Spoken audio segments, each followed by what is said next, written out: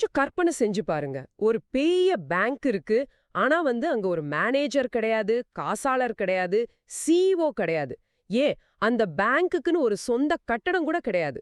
ம் ஆனா எதுவுமே கிடையாது. ஆனா சுமார் 500 மில்லியன் டாலர் பணத்தை, அதாவது நம்ம ஊரு மதிப்புக்கு பலாயிரம் கோடி ரூபாயை எந்த ஒரு மனித குறுக்கீடும் இல்லாம வெறும் கம்ப்யூட்டர் கோடுகள் மட்டுமே நிர்வகிச்சிட்டு இருக்குன்னு சொன்னா உங்களால நம்ப முடியுதா? கேட்கறதுக்கே கொஞ்சம் சயின்ஸ் ஃபிக்ஷன் படத்துல வர்ற மாதிரி தான் இருக்கு. கரெக்ட். ஆனா இது நிஜத்துல நடந்துட்டு இருக்கு. இன்னைக்கு நாம ஒரு முக்கியமான டாபிக்க ரொம்ப ஆழமா அலச போறோம். உங்க எல்லாரையும் இந்த ஆழமான அலசலுக்கு வரவேற்கிறேன். கண்டிப்பா. இன்னைக்கு நம்ம ரேடார்ல இருக்கிறது ஆரிஜின் DeFi 3.0 திட்டம், அப்புறம் அதோட LGNS டோக்கன் பத்தின தகவல்கள் தான். ஆமா, இந்த அலசலோட முக்கிய நோக்கமே மற்ற கிரிப்டோ திட்டங்களை விட இந்த ஆரிஜின் DeFi 3.0 எப்படி தனித்துவமா இருக்குன்னு புரிஞ்சுக்கிறது தான். அது மட்டும் இல்லாம ஒரு கிரிப்டோ நிபுணரா இது மாதிரி திட்டங்களை எப்படி படிப்படியா ஆராய்ந்து பார்க்கிறது அப்படிங்கறதையும் நாம பேச போறோம். சரி, இத கொஞ்சம் விரிவா பாப்போம். இந்த ஆச்சரியமான உலகத்துக்குள்ள நுழையலாமா? தாராளமா. இப்போ இந்த ஒரிஜின் திட்டத்தை பத்தி பேசுறதுக்கு முன்னாடி நாம ஏன் இதுக்குள்ள போகணும் புரிஞ்சுக்க வேண்டியது ரொம்ப அவசியம். ஆமா, ஏன் திடீர்னு இந்த DeFi எல்லாம் தேவைப்படுது? அதாவது நாம இப்போ பயன்படுத்திட்டு இருக்கிற பாரம்பரிய நிதி அமைப்புகள்ல இருக்கிற மிகப்பெரிய சிக்கலே அதோட மையப்படுத்தப்பட்ட தன்மை தான். சென்ட்ரலைஸ்ட் சிஸ்டம்னு சொல்வாங்கல்ல, அதுதானே? அதேதான். உங்களோட பணத்தை ஒரு வங்கியில போடுறீங்க, அந்த வங்கி அல்லது ஒரு சின்ன குழு ஒட்டுமொத்த மக்களோட நிதியும் தங்களோட கட்டுப்பாட்டுல வச்சிருக்காங்க. அவங்க நினைச்சா எப்ப வேணாலும் வட்டி விகிதங்களை மாத்தலாம் இல்லையா? கண்டிப்பா மாத்துவாங்க. பணவீக்கம் அதிகமாகும் போது அதோட முழு சுமையையும் சாமானிய மக்கள் தான் சுமக்க வேண்டியிருக்கு.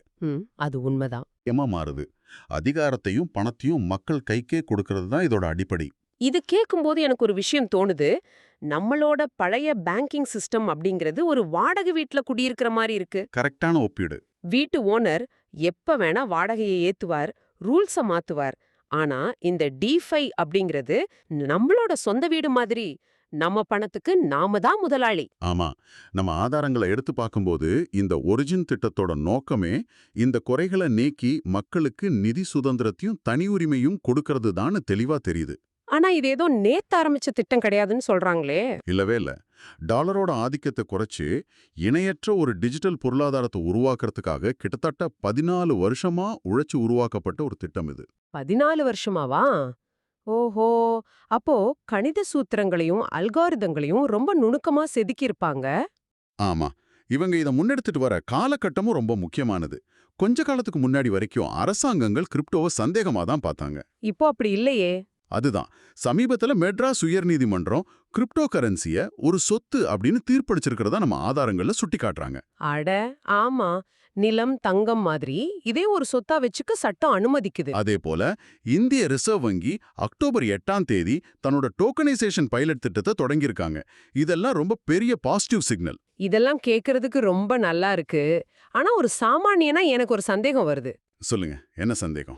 எந்த ஒரு மைய கட்டுப்பாடும் இல்லாத, அரசாங்கத்தோட நேரடி ஆதரவு இல்லாத ஒரு கரன்சி எப்படி நிஜ உலகத்துல வேலை செய்யும்? பிட்காயின் மாதிரி கரன்சிகள் தினமும் ஏறி இறங்குது இல்லையா? ஆமா, வாலட்டிலிட்டி ரொம்ப அதிகம். ஒரு நாள் பிட்காயின் மதிப்பு 50 லட்சமா இருக்கு, அடுத்த நாள் 40 லட்சமா குறையுது. இப்படி ஒரு கரன்சியை வச்சுக்கிட்டு நான் எப்படி கடைக்கு போய் ஒரு காஃபி வாங்க முடியும்? ரொம்ப பிரமாதமான கேள்வி. ஒரு தொழில்நுட்பத்தை அன்றாட வாழ்க்கையில பயன்படுத்த முடியலன்னா அது அர்த்தமே இல்லாம போயிடும். கரெக்ட். அதை இவங்க எப்படி தீர்க்கறாங்க? இங்க தான் ஆரிஜின் திட்டம் ஒரு பெரிய ட்விஸ்ட் கொண்டு வராங்க. அவங்களோட LGNS டோக்கன் அப்படிங்கிறது முதலீட்டுக்கானது. ஆனா அன்றாட பயன்பாட்டுக்காக அவங்க ஸ்டேபிள் காயின் அப்படின்னு ஒரு புதிய நாணயத்தை உருவாக்குறாங்க. ஓ, ஸ்டேபிள் காயின்னா அதோட மதிப்பு எப்பவுமே நிலையானதா இருக்குமா? ஆமா, எப்பவும் ஒரு அமெரிக்க டாலருக்கு சமமான மதிப்பை இது தக்க வச்சுக்கும். மார்க்கெட் எவ்வளோ ஏறி இறங்கினாலும் இந்த காயினோட மதிப்பு மாறாது. அடட, அப்போ இத வச்சு தைரியமா காஃபி வாங்கலாம், வாடகை கொடுக்கலாம்னு சொல்றீங்களா? கண்டிப்பா. இதுதான் நீங்க உங்க சொந்த வீட்ல நிம்மதியா வாழறதுக்கான ஒரு பொருளாதார பாலமா செயல்பட போகுது. ஓஹோ, அப்போ இந்த LGNS-க்கு ஸ்டேபிள் காயின் ஏக்கு என்ன சம்பந்தம்? தொழில்நுட்ப ரீதியா இது எப்படி வேலை செய்யுது? அதாவது இவங்களோட கருவூலம் அப்புறம் பர்னிங் மெக்கானிசம் தான் இதுல ரொம்ப முக்கியமானது. ஆமா, அத பத்தி படிச்சேன். இந்த LGNS டோக்கனோட மதிப்பு பாதுகாக்கப்படுகிறது அப்படிங்கறதே பிரமிப்பா இருக்கு. லிக்விடிட்டி பூல்ல சுமார் 400 மில்லியன் டாலருக்கும் மேல பணம் இருக்குன்னு சொல்றாங்களே. ஆமா, இந்த லிக்விடிட்டி பூல் அப்படின்னா என்னன்னு சுலபமா சொல்றேன். இப்ப நீங்க ஒரு கடையில போய் 2000 ரூபாய் நோட்டை கொடுத்து சில்லறை கேக்குறீங்க. கல்லாப்பெட்டியில பணம் இருந்தா உடனே கொடுப்பாங்க. ஆமா. இல்லனா வேற எங்கேயாவது போய் மாத்திட்டு வரணும், நேரம் ஆகும். ஆனா கிரிப்டோ உலகத்துல லிக்விடிட்டி பூல்ங்கிறது ஒரு பிரம்மாண்டமான டிஜிட்டல் கல்லாப்பெட்டி மாதிரி. ஓகே, அப்போ முன்னாடியே நிறைய பணத்தை அதுல டெபாசிட் செஞ்சு வச்சிருப்பாங்க. கரெக்ட். அதனால நீங்க எப்ப நினைச்சாலும் யாரோட அனுமதிக்காகவும் காத்துக்கிட்டு இருக்காம வினாடி நேரத்துல உங்க டோக்கனை பணமா மாத்திக்கலாம். $400 மில்லியன் லிக்விடிட்டி அப்படிங்கிறது சாதாரண விஷயமே கிடையாது. இது அந்த சிஸ்டம் மேல இருக்கிற அசைக்க முடியாத நம்பிக்கையை காட்டுது. சூப்பர். அப்போ இந்த பர்னிங் மெக்கானிசம் பத்தி சொல்லுங்க. அவங்க எல்ஜிஎன்எஸ் டாயா மாத்தும்போது 5% கட்டணம் கழிக்கப்படுதுன்னு சொல்றாங்க. ஆமா. அந்த 5%த்துல 2.1% நிரந்தரமா எரிக்கப்படுது. அதுக்கு இணையாதான் இந்த ஸ்டேபிள் காயின் யூ உருவாக்கப்படுது. ஒரு நிமிஷம், இங்க தான் எனக்கு ஒரு பெரிய லாஜிக் இடிக்குது. எரிக்கிறது அப்படின்னா பணத்தை கொளுத்துறது மாதிரி தானே? வெளியிலிருந்து பார்க்கும்போது அப்படிதான் தோணும். இப்போ என்கிட்ட இருக்கிற 100 ரூபாய் நோட்டை நான் தீ வச்சு கொளுத்துனா எனக்கு தான் நஷ்டம். அப்புறம் எப்படி டோக்கன்களை அழிக்கிறதுனால மதிப்பு ஏறும்னு சொல்றாங்க? கிரிப்டோல பர்னிங் அப்படின்னா நிஜமாவே தீ வச்சு எரிக்கிறது இல்ல. அந்த டோக்கன்களை யாருமே எப்பவுமே பயன்படுத்த முடியாத ஒரு பிளாக் ஹோல் முகவரிக்கு நிரந்தரமா அனுப்பிடுவாங்க. ஓ, அப்போ அது மறுபடியும் சந்தைக்கே வராதா? வராது. இது ஏன் பண்றாங்கன்னா சிம்பிளான சப்ளை அண்ட் டிமாண்ட் விதி தான் காரணம். மார்க்கெட்ல தக்காளி வரத்து குறையும் போது விலை ஏறுது இல்லையா? ஆமா, டிமாண்ட் அதிகமா இருக்கும்போது விலை ஏறும். அதே மாதிரி தான் சந்தையில இருக்கிற மொத்த டோக்கன்களோட எண்ணிக்கை குறையும் போது ஒவ்வொரு டோக்கனோட மதிப்பும் தானாகவே உயரும். இப்போ தெளிவா புரியுது. அப்புறம் இந்த ரிஸ்க் ஃப்ரீ வேல்யூ கருவூல அமைப்பை பத்தி என்ன சொல்றீங்க?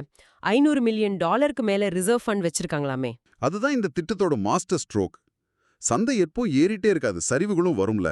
ஆமா, ஒருவேளை பெரிய சரிவு வந்து எல்ஜிஎன்எஸ் மதிப்பு $1 கீழே போகுதுன்னு வச்சுப்போம். அப்ப என்ன ஆகும்? எந்த மனிதனும் வந்து மீட்டிங் போட்டு முடிவெடுக்க தேவையில்லை.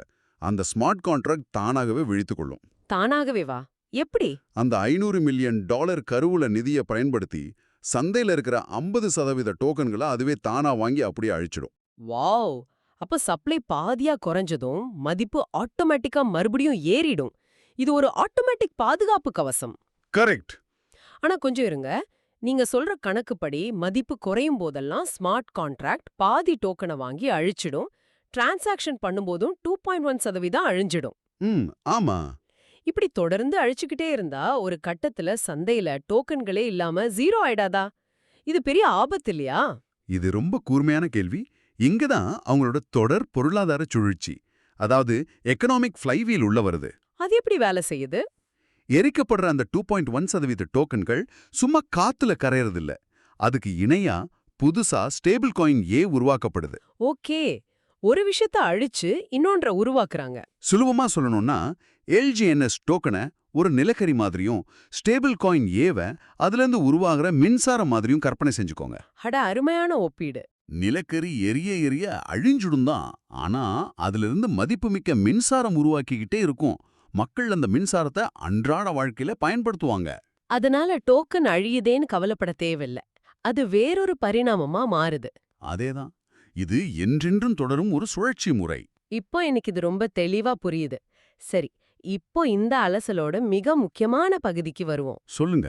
ஒரு கிரிப்டோ திட்டம் உண்மையானதா அல்லது ஸ்கேம் தானா அப்படிங்கறத எப்படி நிபுணர்கள் கண்டுபிடிக்கிறாங்க? ஏன்னா நிறைய மோசடிகள் நடக்குது இல்லையா? ஆமா. அதனால தான் நாமளே தொழில்நுட்பத்தை வச்சு செக் பண்ணணும். முதல் படி வந்து டோக்கன் ஸ்னிஃபர் தளத்துல போய் செக் பண்றது. டோக்கன் ஸ்னிஃபர்னா அது ஒரு ஆட்டோமேட்டிக் ஆடிட்டிங் டூல் இல்லையா? ஆமா. ஆரிஜின் ஸ்கோர் அதுல 100க்கு 70 அப்படின்னு இருக்கு. இது பாதுகாப்பான மதிப்பெண். இதுல 3 விஷயங்கள் பார்க்கணும். என்னென்ன விஷயங்கள்? 1, ஸ்மார்ட் கான்ட்ராக்ட் சரிபார்க்கப்பட்டுள்ளதா. 2, அதோட ஓனர்ஷிப் கைவிடப்பட்டுள்ளதா. 3, உரிமையாளர் வாலெட்டில் 5%க்கும் குறைவான டோக்கன்ஸ் தான் இருக்கா. ஆரிஜினை பொறுத்தவரை எப்படி இருக்கு? உரிமையாளர் வாலெட்டில் 0.01%க்கும் குறைவான டோக்கன்களே இருக்கு. இத நான் எப்படி பாக்குறேன்? இந்த தளத்தை பயன்படுத்துறது அப்படிங்கிறது நம்ம ஒரு செகண்ட் ஹேண்ட் கார் வாங்குறதுக்கு முன்னாடி ஒரு மெக்கானிக்க கூட்டிட்டு போய் செக் பண்ற மாதிரி. மிகச்சரியான உதாரணம். வெளியில இருந்து பார்க்க கார் அழகா இருக்கலாம், ஆனா இன்ஜின் எப்படி இருக்குன்னு பார்க்கணும்ல. ஆமா, ஆக்சிடென்ட் ஹிஸ்டரி, பிரேக் இதெல்லாம் மெக்கானிக் உள்ள இறங்கி செக் பண்ணுவாரு. அது மாதிரி தான் இந்த டூல்ஸ் கிரிப்டோ ப்ராஜெக்ட்டோட கோடிங்க செக் பண்ணுது. கரெக்ட். 2வது படி வந்து பாலிகான் ஸ்கேன் தளத்துக்கு சென்று செக் பண்றது. அதுல என்ன பார்க்கணும்? எந்த ஒரு திட்டமும் ஆரம்பிக்கிறதுக்கு முன்னாடி ஒரு ஒயிட் பேப்பர் வெளியிடுவாங்க. அதுல நாங்க இதெல்லாம் பண்ண போறோம்னு சொல்லிருப்பாங்க. அதை எப்படி நம்புறது? நம்ப கூடாது. அந்த ஒயிட் பேப்பர்ல சொன்ன விஷயங்கள் உண்மையிலே அவங்களோட ஸ்மார்ட் கான்ட்ராக்ட் கோடிங்ல எழுதப்பட்டிருக்கான்னு இந்த பாலிகான் ஸ்கேன் மூலமா நாமளே பார்க்கலாம். ஓ, நிறைய மோசடி திட்டங்கள்ல சும்மா பேருக்கு சொல்லிட்டு கோடிங்ல பணத்தை திருடுற மாதிரி எழுதியிருப்பாங்க. ஆமா, அதனால கோட வெரிஃபை பண்றது ரொம்ப முக்கியம். சரி, மூணாவதா ஒரு படிய ஆதாரங்கள் ரொம்ப அழுத்தமா குறிப்பிடுது. அதுதான் நல் அட்ரஸ் பரிசோதனை. ஆமா, பிளாக் ஃபோல் அட்ரஸ் F0 F1. இதுல எனக்கு நிஜமாவே ஒரு பெரிய ஆச்சரியம் இருக்கு. 14 வருஷமா கஷ்டப்பட்டு உருவாக்குன அந்த உரிமையாளர் தன்னோட மொத்த அதிகாரத்தையும் ஒரு பூஜ்ய முகவரிக்கு மாத்திட்டாருன்னு சொல்றாங்க. ஆமா, அவரோட பேலன்ஸ் இப்போ 0 தான். இவ்ளோ பெரிய $500 மில்லியன் ப்ராஜெக்ட உருவாக்கிட்டு ஏன் அந்த சாவிய தூக்கி கடல்ல வீசணும்? இது முட்டாள்தனம் இல்லையா? இதை ஏன் ஒரு நல்ல விஷயம்னு சொல்றாங்க? நியாயமான சந்தேகம்தான். ஆனா அதுல தான் கிரிப்டோவோட உண்மையான தத்துவமே அடங்கியிருக்கு. ஒரு நபர்கிட்ட அந்த அதிகாரம் இருந்தா அவர் எப்ப வேணாலும் சிஸ்டத்தை ஹேக் பண்ணலாம். இல்லனா புதுசா கோடி கோடியா டோக்கனுகளை உருவாக்கி சந்தையில வித்துட்டு ஓடிடலாம். ரக் புல்னு சொல்லுவாங்களே. அதேதான். உரிமையாளர் தன்னோட அதிகாரத்தை இந்த நல் அட்ரஸ்க்கு மாத்துறதன் மூலமா இனிமே நான் நினைச்சா கூட இந்த சிஸ்டத்தை மாத்த முடியாதுன்னு உலகத்துக்கு நிரூபிக்கிறார். வாவ்! அப்போ அந்த சிஸ்டம் முழுமையா DAO கட்டுப்பாட்டுக்கு வந்துருது. அதாவது மக்களோட கட்டுப்பாட்டுக்கு. ஆமா, அந்த கம்ப்யூட்டர் கோடு மட்டும்தான் இனிமே பாஸ். ஒருத்தர் தன்னோட அதிகாரத்தை தானாவே விட்டு கொடுக்கறாருன்னா திட்டம் எவ்வளவு நேர்மையானதுன்னு நீங்களே புரிஞ்சுக்கலாம். ஒரு மனிதனை நம்புறதை விட எந்த சார்பும் இல்லாத அல்காரிதத்தை நம்புறது ரொம்ப பாதுகாப்பானது. சரி, 4வது படி என்ன? 4வது சர்டிக் ஆடிட், அப்புறம் GitHub வைதை பகுப்பாய்வு செய்யறது. சர்டிக் அப்படிங்கிறது ரொம்ப நம்பகமான தணிக்கை நிறுவனம். அவங்க சர்டிபிகேட் கொடுத்தா ஓட்டைகள் இல்லைன்னு அர்த்தம். ஆமா, கிட்ஹப்னா என்ன? GitHub அப்படிங்கிறது புரோகிராமர்ஸ் அவங்க எழுதுற கோடுகளை சேமிச்சு வைக்கிற டிஜிட்டல் டைரி. அங்க போய் பார்த்தா இவங்க 14 வருஷமா கோடுகளை டெவலப் பண்ணிட்டு வரதுக்கான ஆதாரங்கள் இருக்கு. அட, நேத்து நைட் உட்கார்ந்து காப்பி பேஸ்ட் பண்ண கோடு கிடையாது. ரொம்ப தெளிவா எக்ஸ்பிளைன் பண்ணீங்க. இதையெல்லாம் வச்சுதான் ஒரு நிபுணர் ஒரு திட்டத்தை மதிப்பிடுவார். சரி, இதெல்லாம் கடந்த காலமும் நிகழ்காலமும். இந்த திட்டத்தோட எதிர்காலம் எப்படி இருக்க போகுது? அனுபி பிளாக் செயின் அப்படின்னும் ஸ்டேபிள் காயினை ஃபெக் ஒரு பிரைவசி காயின் அப்படின்னு சொல்றாங்களே.